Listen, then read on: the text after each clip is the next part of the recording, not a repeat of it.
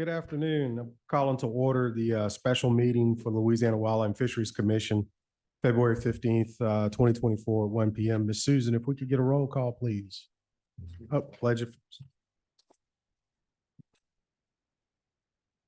to the flag, United States of America, to the republic which stands one nation under God, indivisible.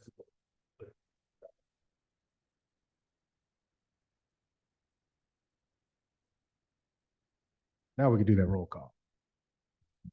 Brandon DeQueer, Present. Gene Reynolds, Here. Andrew Blanchard, Here. Andy Brister, Here. Wendell Luno, Here. Kevin Segura, Here. Nathan Wall. Here. Mr. Chairman, there are 7 commissioners in attendance. We have a quorum. Secretary Sheehan is also present. Thank you. So the next item on the agenda is commission special announcements and personal privilege. I want to take this opportunity to welcome our newest commissioner, Mr. Nathan Walls. I'm sorry, is it Wall or Walls with it? Wall, okay. If you go and introduce yourself to the audience and tell us a little bit about you. Good afternoon. It's a privilege and honor to serve our state with. It's okay. No problem. Had opportunity being raised up, trapping for shrimp, crab commercially, and been able to see our state and the natural resources that we have. Been in alligator business now for 36 years and looking forward and to serve our state, be able to get our children, our grandchildren, an opportunity for the resources and to protect the resources we have in our state. Thank you, Mr. Chairman. Thank you, Mr. Wall. All right, next item on the agenda. I'm sorry, did any other commissioners have any other announcements or special? All right, so the next item on the agenda is consider modification to the October 2023 notice of intent regarding commercial menhaden regulations and to consider a declaration of emergency to establish regulations for the 24 commercial menhaden season. At this time, I will entertain any motions on this particular agenda item.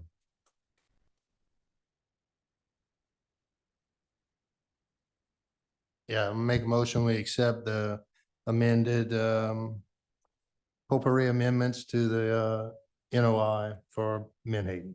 Sure. And for clarification, you're referring to the establishment of a half-mile buffer across the coast? Half-mile buffer across the coast and a mile buffer around the Holly Beach area, and the other buffers that existed previously remain the same. Certainly. Is there a second on the motion? I have a motion properly seconded by Mr. Reynolds. At this time, I'll welcome any comment on the motion before we vote. Any comment from the commissioners on the motion? Hearing none, we have some public comment. I'll entertain that really quickly before we vote the motion. First up, we have John Morello.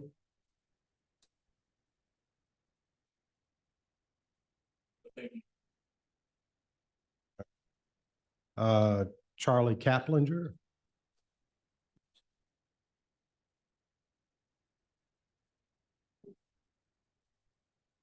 My name is Charlie Kaplinger. I am a resident of Louisiana, lifelong, and am the chairman of CCA Louisiana. And really, I'll be very brief. I wanted to thank you, the commissioners, for taking these steps to manage the industry.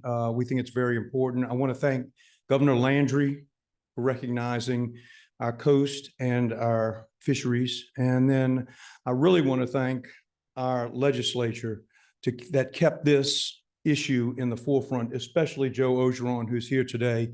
It's been a big deal that these guys have kept this, in the forefront and made sure that, the 400,000 recreational anglers were represented here. So thank you. Thank you. Next, I have Representative Ogeron.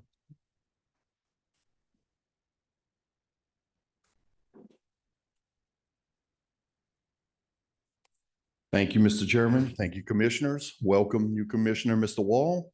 Joseph Ogeron, represent District 54, Lower Lafourche, Grand Isle, and Fouchon, and I as well. Try to be brief. And thank y'all for arriving to the current position that we are 3 years ago. proposed some what I call common sense legislation on this particular industry, and was unsuccessful even following compromise that pretty much ended to exactly where we are today.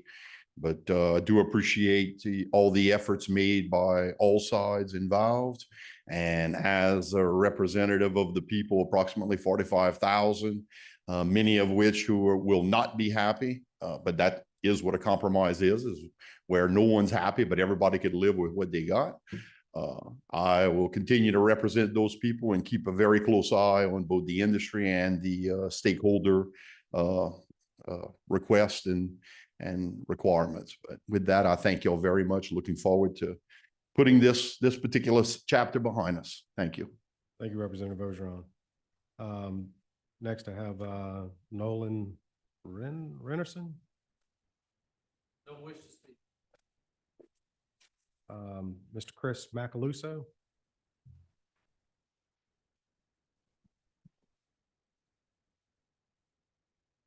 Thank you, Chris Macaluso. I'm here representing the Theodore Roosevelt Conservation Partnership, and I'm a resident of Baton Rouge, Louisiana.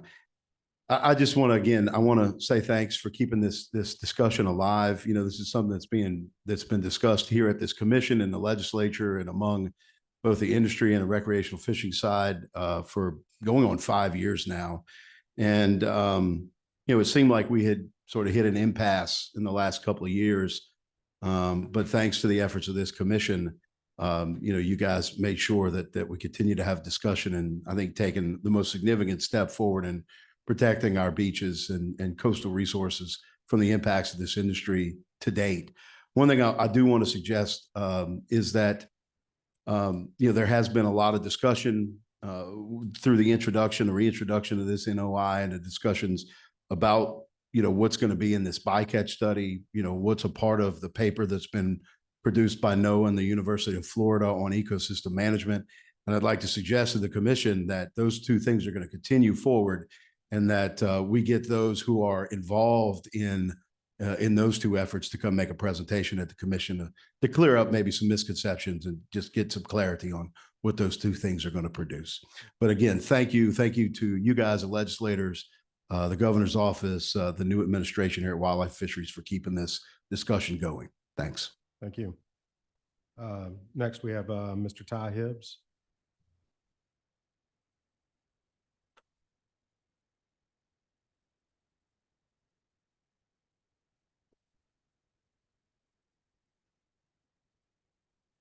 How y'all doing? Good afternoon. Ty Hibbs, guide and wreck angler from eastern side of the state. I just want to come up here and thank y'all for, the work y'all have done in this. It's been a long process, and y'all have stuck to your guns and backed the fishery on it. And thank you for, getting all parties possible involved in it. And I just wanted to say that, I hope to see a continuation of the science, not only about this topic, but all topics that back the fishery. Unbiased science done by this department, which has proven to be some of the best in the country.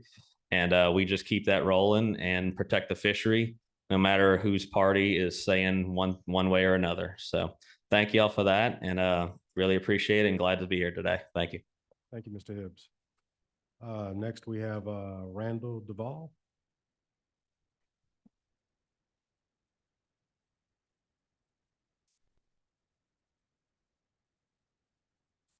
How y'all doing? I'm Randall Duvall. Probably a little off subject from what everybody else is talking about. I'm the owner of Duvall Catahoulas. I've been in business for 15 years now. We train tracking dogs to recover wounded game. It was brought to my attention earlier meeting in January, some changes that y'all were proposing Mr. Duvall, if I may interrupt, is your comment about the Menhaden? No. I tell you what, the comments have to be germane to an item on the agenda. I hate to interrupt you, but I think I understand where you're going. When are we already taking up the tracking issue?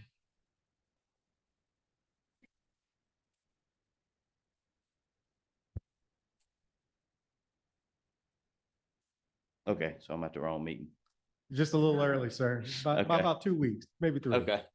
Thank you. I appreciate your attendance. Sir, there will be an opportunity for general public comment following the vote on this, if you'd like to make it. Thank you. Save yourself a trip.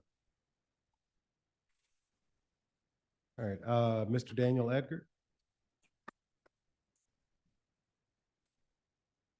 Thank you, Mr. Chairman, members of the commission.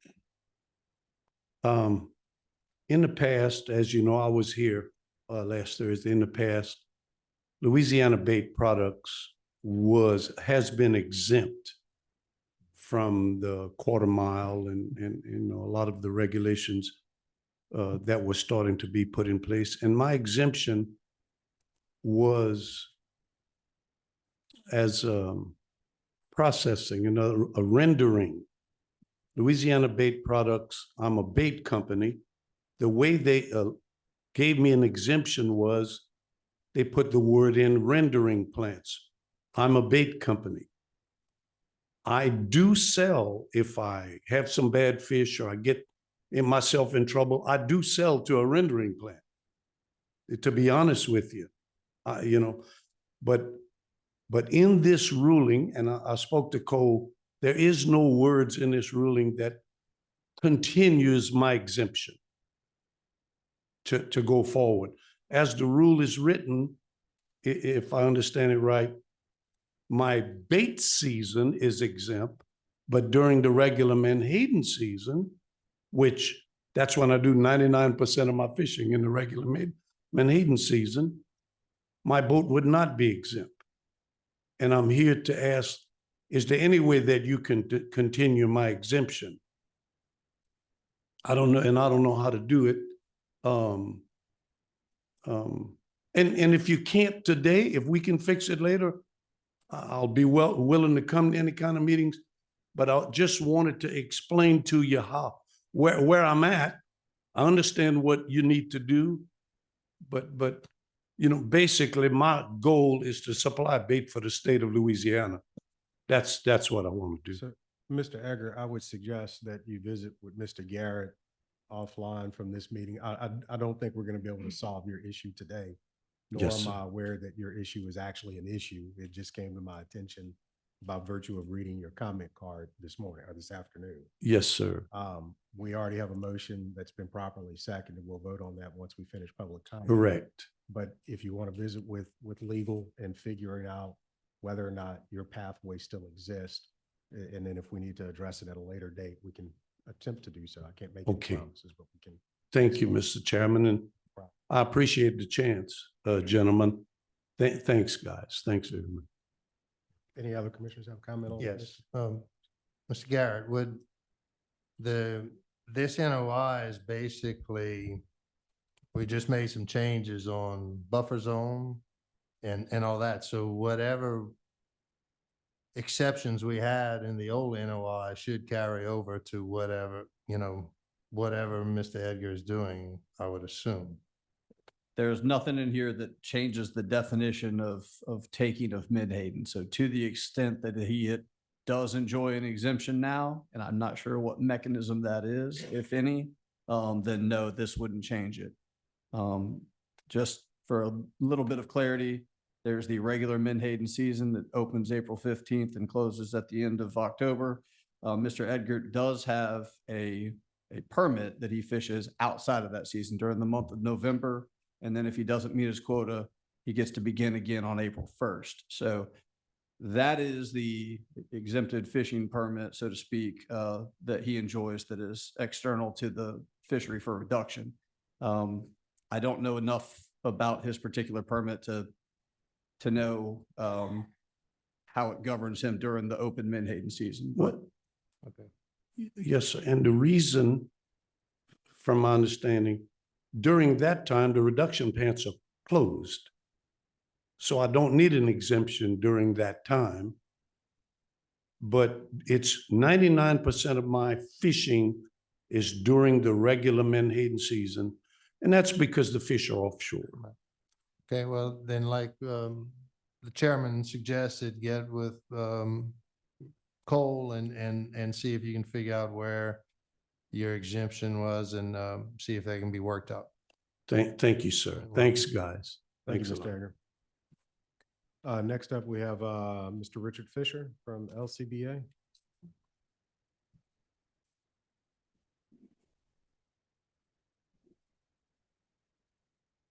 Thank you, Mr. Chair, members of the commission. Thank you all for being here today. Like everyone else, I'll be brief. Richard Fisher, representing the Louisiana Charter Boat Association and the 300 or so members of our association that are inshore fishermen. In full support of today's amended NOI, just want to thank everyone for helping bring us to this awesome step forward here, whether it be the commission, the department, great leadership by the governor's office to get us to where we are right now. And just want to say we support it and thank you all very much. Thank you, Mr. Fisher. Next, we'll have Mr. Ben Landry.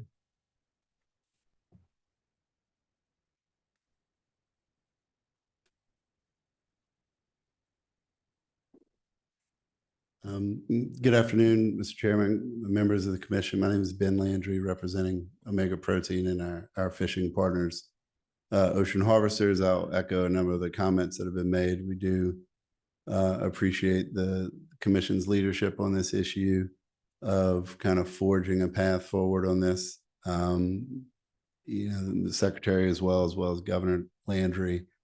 You know, we simply look forward to operating our fishing operations in 2024 under these new rules.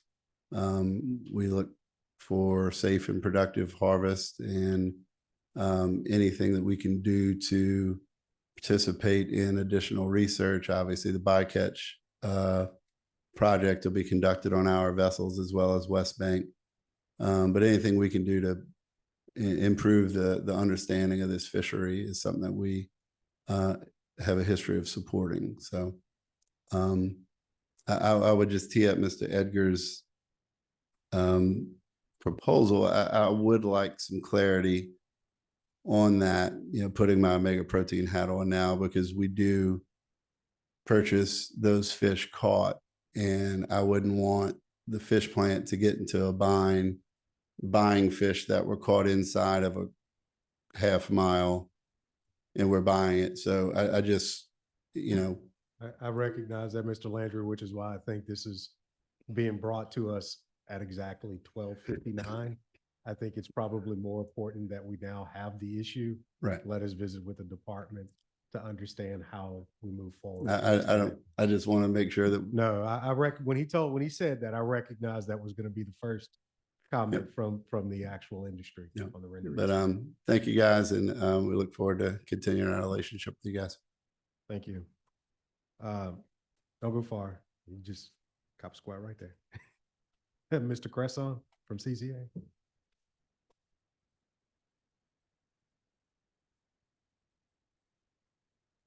Good afternoon, commissioners. Welcome, Commissioner Wall. It's good to see you again. And like everyone else, I'll be brief and keep my comments more to a thank you than anything else. We are in support of this amended NOI. David Cresson, CCA Louisiana. Sorry. And we are in support. I will tell you, we had what I believe was a very productive and amicable and cooperative meeting last week with the industry. And was it last week? My weeks are starting to run together. Okay. Recently with the industry, and I think everybody showed up in good faith in a spirit of cooperation. And I want to say I appreciate the industry for doing so. So thank you to you guys for coming in the spirit of cooperation. So thank you to this commission as well for your leadership. This has been a difficult issue for a long time, and I think we have a good path forward now. So thank you, Mr. Chairman. Thank you, Mr. Cresson. Don't go far. You can sit right there next to Mr. Landry. Commissioners may have a few questions of you gentlemen. Okay. Mr. Kutel.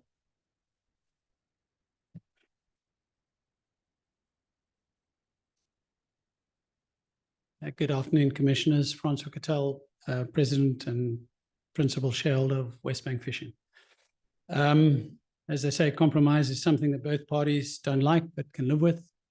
And I think I'm here to echo what everyone before me has said. We might not like it, but we will do our best to live with it. And so I do have one sort of message, though. Commercial fishing in this state is under threat. And I'm not talking Menhaden industry, because we've put an end to that. We've got shrimpers that are struggling with a glut of imported shrimp. and the prices that are hurting them. We've got oystermen who have got to contend with water diversions that are going to torpedo them in the coming years. We've got crawfishermen who are struggling with the worst crawfish session in decades. And so I think a lesson out of this is, let's not lob grenades at each other. Let's work together to get a better Louisiana. And the commercial fishing sector needs your support. And I thank you for what you guys have done here today. We will do our best to make it work. And I thank you to you as commissioners. I thank you to Secretary Sheehan, who has made her presence felt in the short time that she's been here with the governor's office.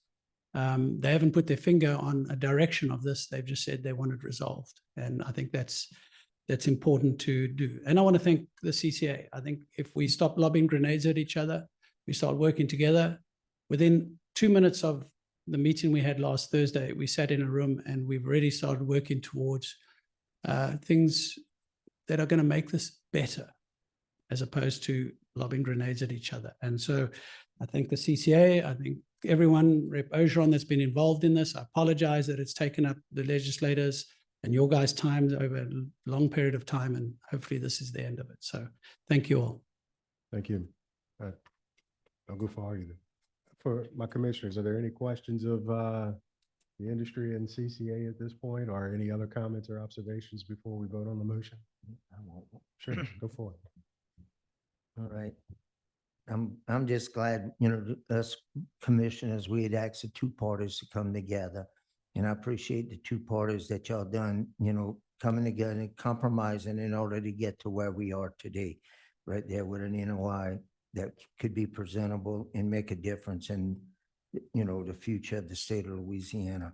I do have one question though for the Menhaden industry is, we're not throwing away the idea of getting the nets cleaned up to the Spectra nets that we talked about at our last meeting, and about the, maybe hiring some type of, if a net does rupture, what's the procedure that we're going to use in order for the cleanup, for the net breakdown.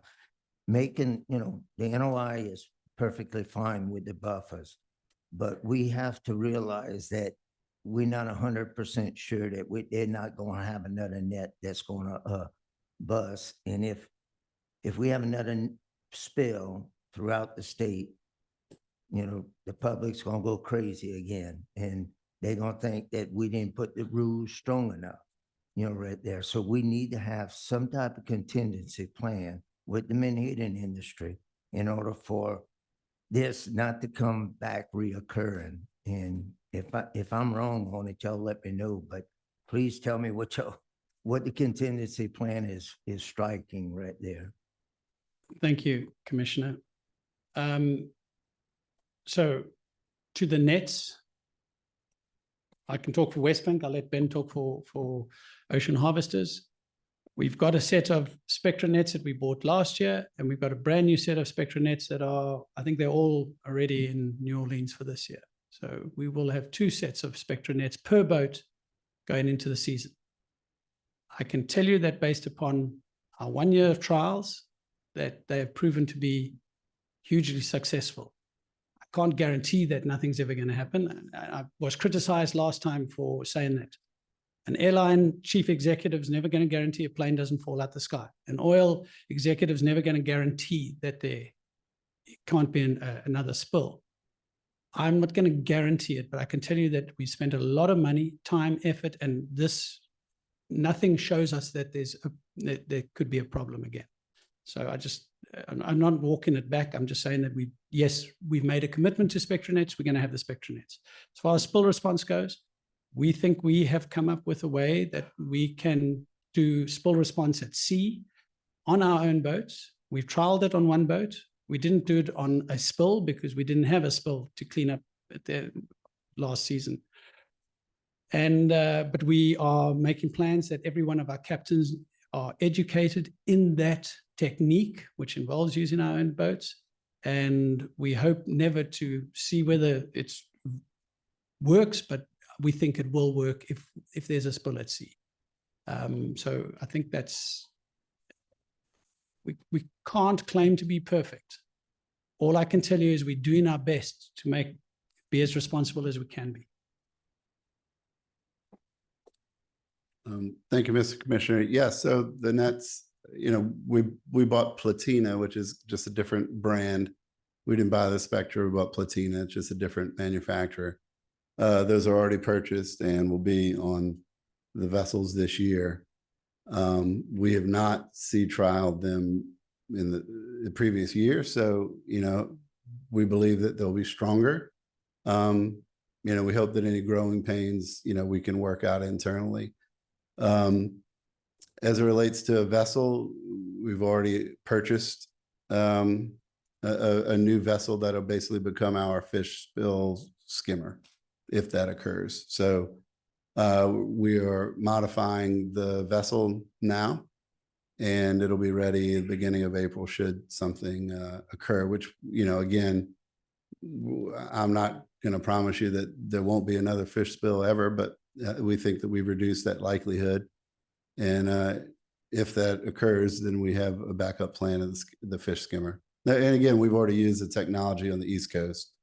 So we have confidence that the skimmer is going to work in the Gulf. So before you run, and this is both to you and Mr. Cattell, for purposes of clarity, can you describe a little bit what the Spectra net is? I know some of our listeners may have heard this thrown around. What are the major differences between what you're currently using and what this new type of net may provide benefit-wise? So to the untrained eye, it looks just the same, but Spectra is it's a synthetic material that replaces nylon. It's 10 times stronger than nylon as a material. So not quite 10 times more expensive, but it's much more expensive. But it's 10 times stronger than nylon. And so the biggest challenge that we have in the fishing industry or with net tearing isn't on snagging on the bottom and anything like that. It's actually sharks that attack the net. And Spectra doesn't fray as badly as nylon does. And if one strand breaks, the strands around it are stronger to hold the net together. So as I say, our experience last year was very good. And it's just a different material. It's Dyneema, Spectra, and Platina are all interchangeable as stronger materials. Yeah, I appreciate that. Thank you. Any other commissioner? I'm sorry, were you done, Mr. Black? I'm done, yep. Go ahead, Mr. Just, I guess just a comment. The people of Holly Beach, that's what I'm, Ben knows that. That's ones that I get the most feedback from. The sand that's been pumped in there has made that beach much better for people to go and do tourism there. Good. And it's really, in the last couple of years, it's come around, and for fishing too. And they don't mind the pogie boats being out there. It's the spills that they really, are afraid of right now. But I can tell you this.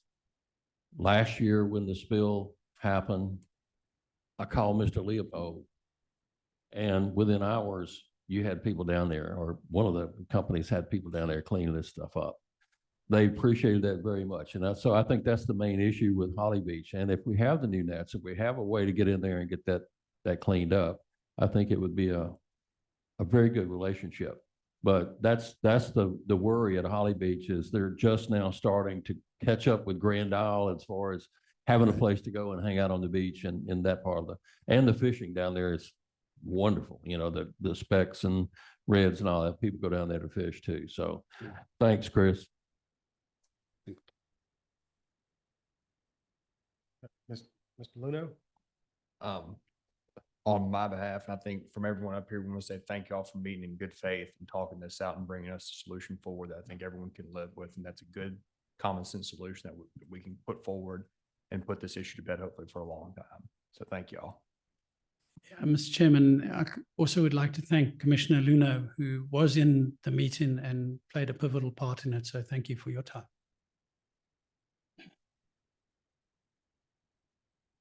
Any other comments? Well, gentlemen, I certainly appreciate y'all's effort coming together and coming to a solution that I believe is palatable for right now. Obviously, we got a season on the horizon. Good luck to both of you gentlemen and your operations, as well as to Mr. Edgar. I understand you're a little bit smaller of an operation, not doing similar, but good luck. We hope that we don't see any spills, but I understand it is like Mother Nature. Things do happen. I would only like to say one thing, Mr. Chairman. Thank you for addressing my concern. Even though I have enjoyed an exemption and hopefully I'll continue to get one, I explained to David and to you that I'm going to try to stay outside of the half mile. Let me see if I can do it. Yes, sir. You know, in good faith, I know you guys will help, and I'll do the same. We appreciate it. Thank you, gentlemen, for your time and effort on this. We appreciate it. Before we vote the motion, I think we got one little parliamentary issue I'd like for Mr. Garrett to address before we vote the motion. Absolutely. Just a matter of housekeeping. You'll notice that agenda item number 5 has 2 actions associated with it. One is a potpourri modifying the notice of intent that was published in the November 20th, 2023 register. And the second one is actually a declaration of emergency establishing the regulations for the 2024 season. Y'all can take them up as separate actions. They do the same thing. They're establishing the 1 mile buffer off of Holly Beach, the half mile statewide. And they are identical. So I guess the question is, Commissioner Segrera, do you want to amend your motion to take them both up together, or would y'all like to take them in separate actions? We can take them up together. It's fine.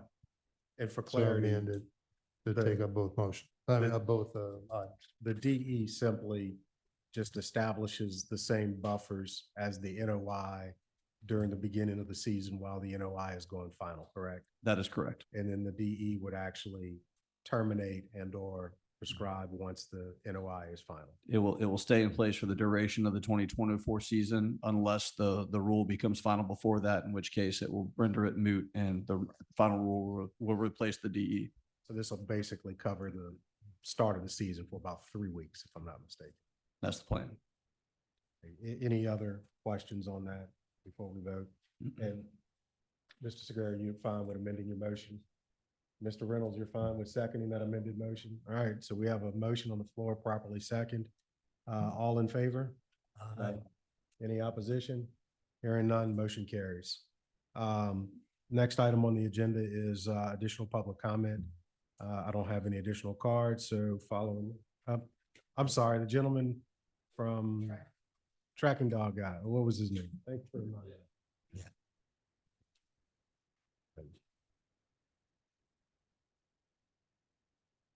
So once again, I'm Randy Duvall, Duvall Catahoulas. We are in the business of training tracking dogs to recover wounded game. The meeting in January discussed some changes or potential changes that you guys were thinking of. And I have had hundreds of phone calls, messages. What are we trying to do? What's going on? And I went back, I watched the meeting, and for my own self, I'm kind of curious as well. Why or where or how are we wanting to move forward with changes? The wording of unrecovered deer to mortally wounded deer. I track 100+ deer a year. I do not have any clue whether this deer is mortally wounded until my dogs find it. So to tell someone I can't go track their deer unless it's mortally wounded, there's a big question here. People call me and other trackers to go check to make sure they miss. And some misses, we find a dead deers. And they actually hit it, but didn't have any indication that they hit it. So that terminology to me is very confusing. And I think it would hinder what we do for the hunting community in recovering their game. The second part of using a lead during daylight hours on these tracking dogs,